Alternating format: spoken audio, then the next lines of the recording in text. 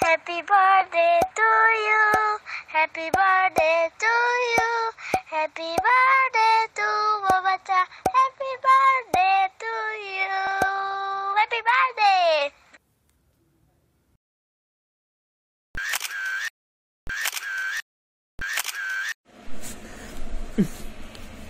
Gus, I shut her me. I birthday no message. I was punga Mariga minute ni fuma pan. I shut up the chicken tongue the command. No, she, may I give a hangy pocket to the interview, ma'am. I have a question. Brilliant Hangpani. Bro, I don't know. I don't get bro. You see, I don't know. Is there a sing but they are quickly horror from there, but horror from there. I did lumps hanging Manung Chang labor, a car, my book, mother knee had Aduga quite business with the motor which to jump with the lady, Aduga quite when among I do that I do. The chase of which to jump with the Luina book air to jump with the soul air, I do to jump with the day, I don't like the got boy, Cacao, I tell you, Luina, a candle lay, Aduga, I know how to jig lace in a Uribook, the Uribook had him like Aduga, I how you go in it to the book came to day, she have like the white. Hing the Diadam in a side of the other dinner, Aduki the Motaco. Matamatam give a tabacar doze. Aduga, Matangi Kohang. I Matan question hungry opposition watching Subam. Bicycle of the Dino, Hotina, Kari, navigate in a gas work. My question the city manner, Aduga her position say gas work. I see 20 season of a Paris there. I did say 27 to revive. Ma'am, I didn't meet us and meet us. I got to question who I use my target of cards, the Pumu Moleva cards, is on to listen get Duga. Ising a Saban Tankala, ising a Saban Tankalakanda, Duga, casting the Loshalo and chasing the Duga, a liberation to Wongam drugs is already a combatant like a man, no thing nurse. Go, let's walk, go to the oh.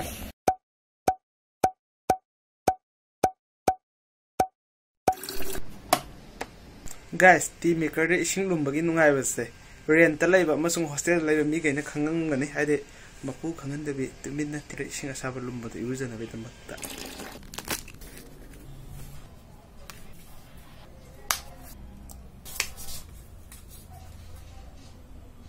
Video the book Manam Namdu not of do knowing a Pamu the carporoid.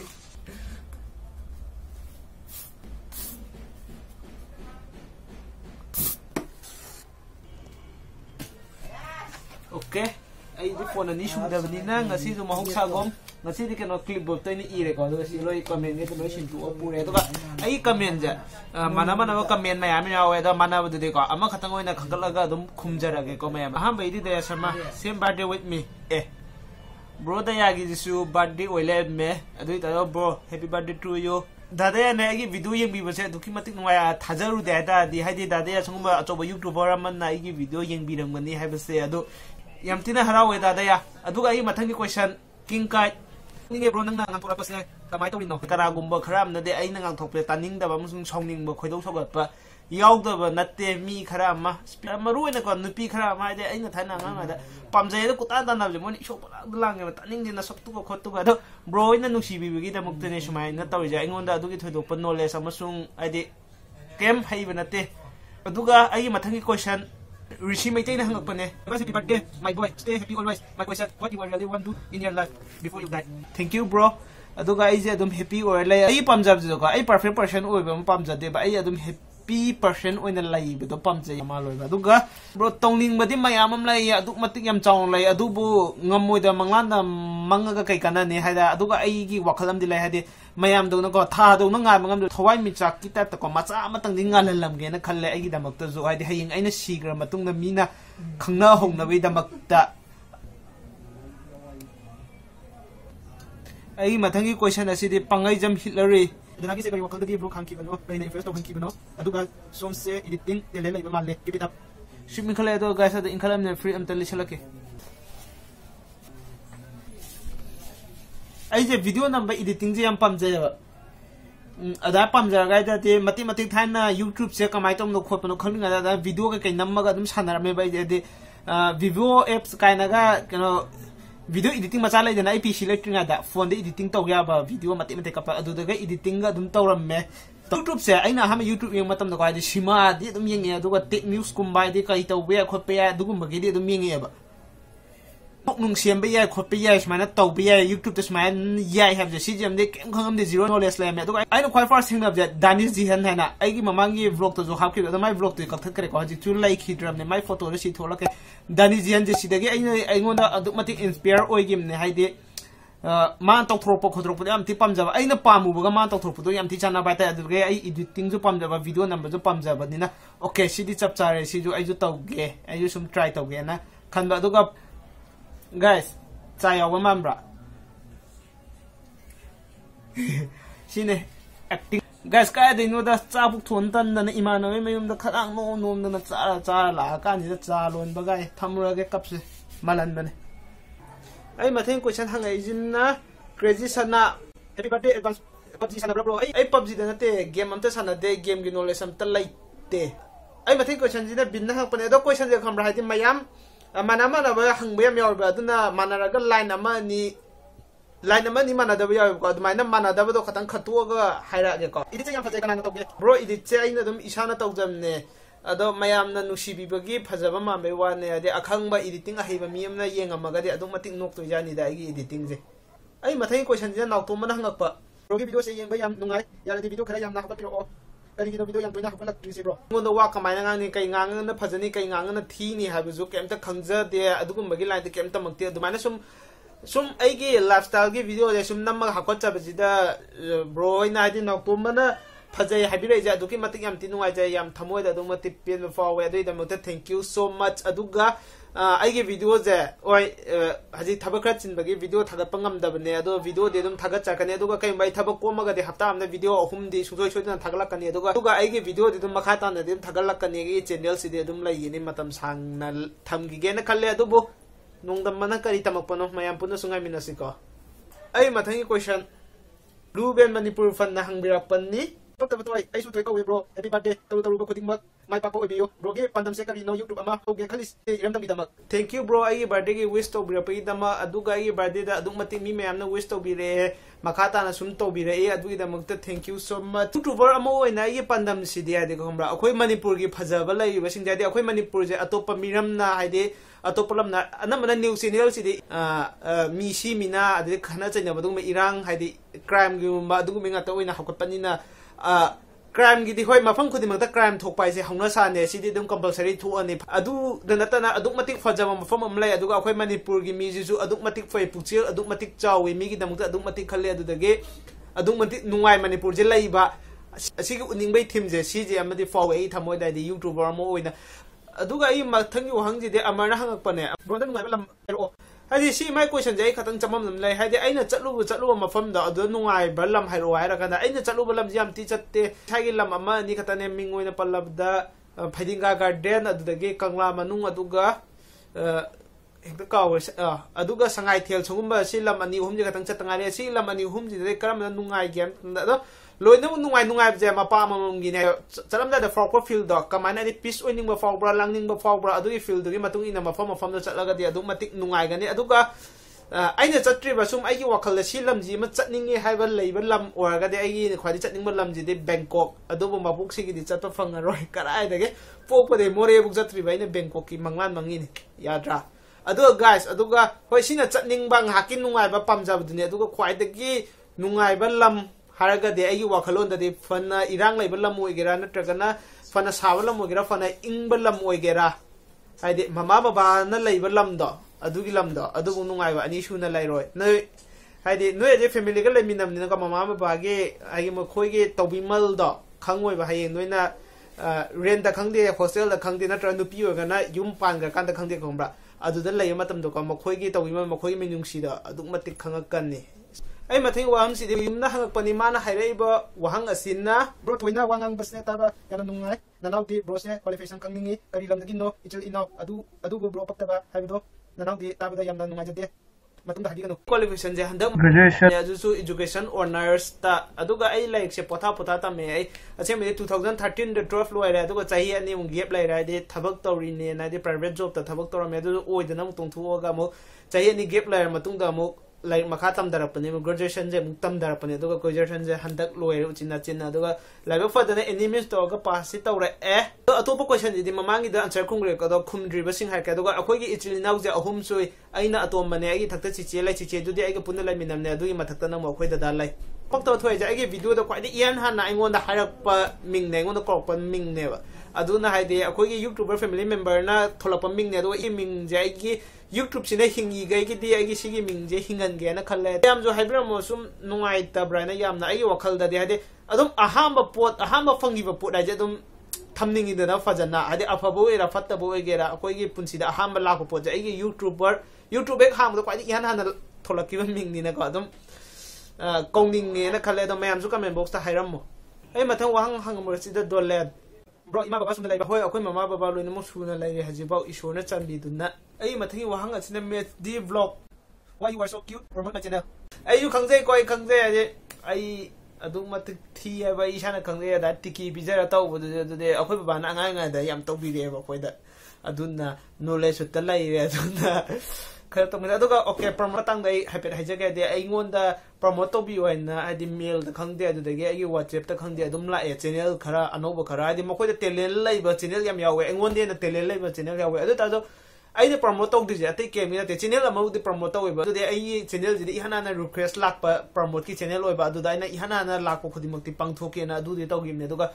bakata na promote to dri jadi ai channel ji bukta de view je lishing amma muktang ne ba ina mayam ni yembe je channel video amom thaglak pada adu da haide samna habda haine bam lai dana ahalamana lowai tam mina masam fa na ba hidak yolaga bu karam mina laibi ga dage hana adu maina adum gi telele ba channel do aina promote to roga kai do nung da haide yeng ning bagi view handa gi to male hoi kai umba mai pak ta na ko hajik oi ba hajik achoba khoi manipur gi youtuber oi je sumaina ai jo makhoi ga makhoi level dumak yogdra ko adi 10k gomba video amam da 10k gomba average ta view phanga aganda ai sungsoi choi na mayang channel amam mathang loina promote tong jage adu yogdra bukti ai mayam dage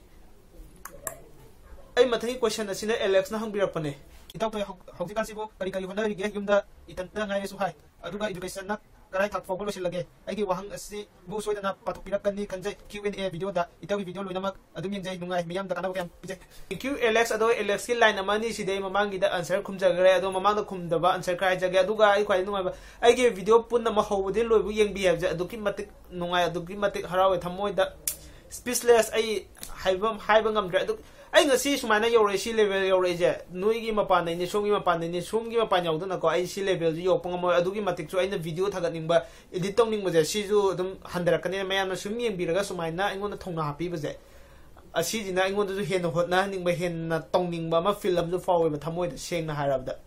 ithanda ngai re da ai haji rent ta lai bane ba uri bok da chichi chatki do hai chichi je oza macha mo ne yam chaw na te da private school da oza macha mo ba gi winter break lai ba yum da chakki ba da February last week ta gi la ne ba adu da ito na ngai ba adu da ne ithanda ngai hai se duga mayam sumaina yam tina request tor kon ko hai de ai je adung gi marup ne nasa ne na naw ne na khanbi yo hai de nasa na naw da bu kam tina request to ge hai de ai gi channel je khambra ai gi channel te akoi gi channel ne duga mayam viewer mayam ja ai gi oina de ko ai gi family ne khanje ba adu akoi gi channel ja family amane imung amane adu mong da khanje family amane khanje adu sumaina ai gi channel hobudi loibu yengak pa si da ai gi improvement lak pa adu de ai gi asoiba aram be yabudo adu semtok piro mioi kaya amna du semtok piro tak piro adu na makhata na adu semtok piro o adu da muksu adu matik nungai jai ai mathai question asina shanti na thabirak pani ko happy birthday fifth da atopa channel ga collaborate tongning bagi apa magal libra aduka subscribers singa unaga meet up ki wakalo libra group pun ba teamwork se ai aduki matik yam tipam je ba ai pisa pinga de hade football sana bugum ba cricket sana ba adu de khoi ge theater chapugum adana team de chatpa do sima da kai de na group ta bus amada chatminna ba ade hotel amada punna adu de yam tipam je do ai haji pokyu na phangdre adana collaborate wa video seminna bagi request la aga aduga aina hayeng katang mai pakla kan ko mayam gi level laija asima yo ngam de ko asiga happet manaba yo matam de ko ai collaborate video sung choi choi de sem ge khalle aduga meet up ji adu matik pa me haninga leita na phadana pa me hade dani jihen gi meet up dani yam ge da adu ai gi dream ne just it's my dream hade pot ama taw ge khanta de asa do khatang wang mo khallo adu oita de awang mo do mo phangre do khatang ne mo de sung choi choi de na di phangane dani hanai de na adu nai khwai de wang ba asa de sam je ai dani sky de ma ha ki de akoi ge level ji na kai do nung de yo wang am roi ba mai video matiam tang thar ke ko meet up ki matang da yam sang na di hapro ke copyright issue lak pa zu ya da mai video matiam tang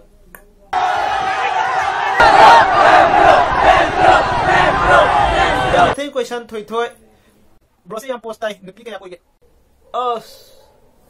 bro hajikan gi nupi sing ja loina singam ni ko kumbra wakhal loina ta re hajikan nupi sing de propose to matam ko post ta yeng na dre ba pocket ta kari ta ge da adu do yeng na re adu na post ta do pocket ta de ai mathai wahang jina justice wa khom na hang bira pane hogi video sing se ai hobata ki adu min jare I ado bro na live so to bira aga di hena nungai jagani khale ai live video ai jidi tawrogi na khalle hadi thoidong na miyam na jo engon dai khangning bo hang lai mo hadi samna da ai gi channel jina tech channel gum bo oraba hadi technical di matang da ano ano bula idana adu ma da hangning mo khoning mo lai ga di adu ma gi da live taw wa na tragan na akhoi gi keno lai da da hadi bir hoina taw bo hadi moi wanga mo khope adu ma matang da knowledge hangning mo khoning mo lai kan da di adu gum ba gi oi ta di live thadok pa ba sidi just aina jing live thadok ga jo ko bigo live ki tap ta dong hang pa chak char ba kai hinjang cha ge isei phajawam ta saglo o adu dei ngasi kai hinjang yaw hauri ge na adu gum ba da chatkani ba adu ta di hadi subscriber mayam amsu lai ni na ko ba adu na hadi ahal lam subscriber mayam ju yaw ni na adu na khatang nungai redra khalle ba adu mak tu di hoi ai gi lifestyle go ba ai gi chak cha ba ko pa adu video bu di thagat le ko hadi ai gi video khodim mak se loina kana ba pi bra de chumme adu gi da mak te loina mu kana ba pi de ba adu ta ju live ki du di video live to gum na thagat pa na chung ra khale adi YouTube ta live sem de ai hoi atopa live mayam thadoi ko adu moi du la le hem na te ko moi du chumme moi channel du yoina di chumme do ga ai channel ji go na di live thadok po do adu gi do la na khale adu bo ai gi dream ma lai yok sang da ai day time je ai khara chat ke na khale adu da mayam na la wai ba mafam do adu da ai loina ma chat ke na khale adu ngam bra ngam de ren se adu da ngam ma ga di me kai gi live no direct live to unara phaminara ga cha haw glass am thakminara ga ichina puno wai chana lore kai no guys khana ko nge ising glass anda thaugi ai mathangi wahang hangbira panna santi bala channel asi hangbadagi nasada kari ohum balagi tai channel si hanaki bano aduga subscriber 19k euro pada kari fawage channel sina subscriber 15k euro padadi subscriber sing ge amutang punche cha kaino ha question khara amni mamangi da answer pi gre aduga channel si hangmuda isada ohong ba kem te laite adu isada ohong bam lai haide ai thabak khatang ni chil e haide editing tawba video number khotpa aduga adu matik am ti fai haide ai je free da lai ga di kamra wakhan je kamra hekta wai ba de khatang ai ni sa haide ne de middle class te khatang niam bo em aduga sana thabak ma chil laga thabak ta ma thadagi dadi kamra je miyo be free lai ga di fatte da na ko adana free lai tara ga na haide sidi humang ta ba thabak sunate da na sum editing taw famaga taw ne si wang sa famma khola tam ne adugi ohong mon dilai atopa ohong malak te aduga 19k subscriber york was there asigi da mukte aduki matik hara adu mate ai aham da kamra ai channel za ko 89k subscriber adu de na lai roi na khale adu haji 19k subscriber yore adu da bakta de as ai gi khallu bagi wang mane ai 19k subscriber yore aduga 50k subscriber